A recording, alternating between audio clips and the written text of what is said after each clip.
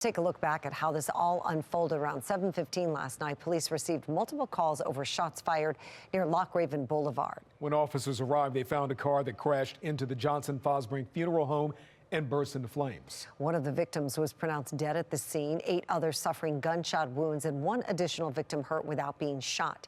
Many of the victims are young people. Police are looking for the suspects in the case, but they don't believe this was a random act. We do not believe this was a random act of violence. While the individual or individuals responsible have not been apprehended yet, we remain vigilant and additional resources have been deployed. We have live team coverage this afternoon. Fox 45's Keith Daniels and Maxine Stryker have reaction from the community and updates on the victims. Let's begin with Fox 45's Jessica Babb. She joins us live from Towson with what we're learning about this mass shooting last night. Jessica?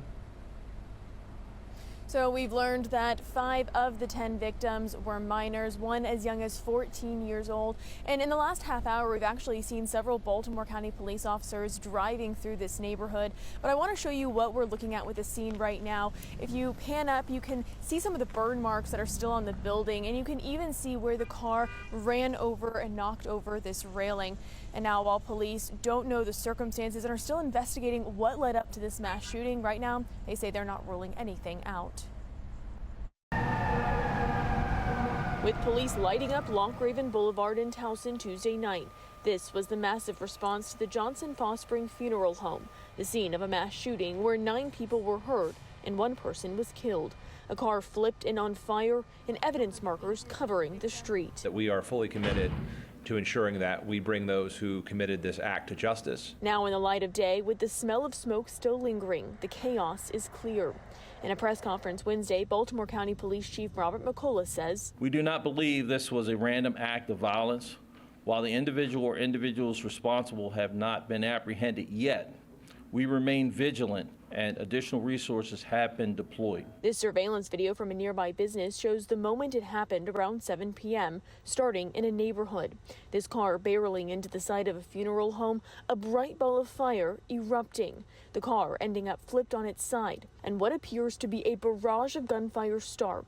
You can see the quick flashes, sparks that appear to be bullets flying. In this video, we can count 3 people who then quickly get in a second car and drive away, only to come back moments later, appearing to fire more shots. At this time, detectives believe that all 10 individuals were inside the vehicle at the time of the shooting and the subsequent crash. Police say when they got to the scene, they found 26-year-old Charles Graham Jr. by the car. Police say he was killed. They say 9 others were found outside the vehicle. 8 of them were shot. Police say those involved were between 14 and 27 years old. While it's not clear how many suspects they're looking for, and police won't say who they're looking for. Right now, we haven't confirmed that it's gang-related. We do know that there appears to be at least some rival individuals in this case, and we're working to try to,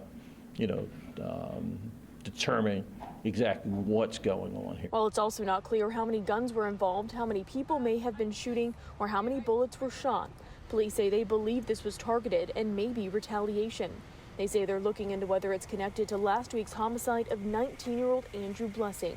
Blessing's funeral was Tuesday at a different funeral home a few minutes away. It's been told to me that they all know each other, and that somehow they may have known the individual Blessing and his family. And while police are keeping certain details of the investigation close to the vest, we do our very best to prevent these things from happening.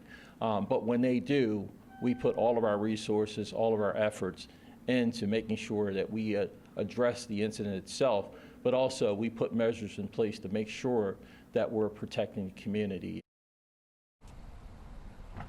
And I did reach out to the funeral home today, and they wanted to reiterate that they had nothing to do with this shooting, that no one was inside the building at the time of this shooting, and wants everyone to know they are still open for business.